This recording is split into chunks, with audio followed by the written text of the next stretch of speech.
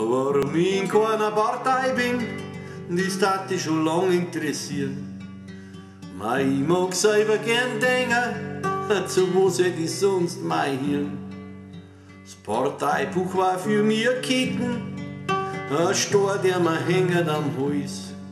Ich kann einfach nichts nachbeten, da hab ich einfach zwei Stolz.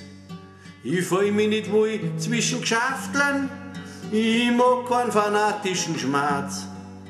Keine Freundalwirtschaft, keine Lobbykratie, es ist für mich wie ein Picker der Batz.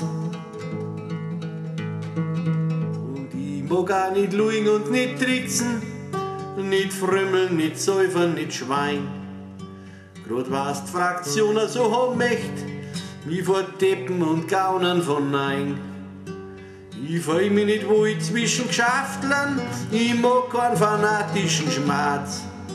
Keine Freundalwirtschaft, keine Lobbykratie, es ist für mich wie ein Picker der Batz.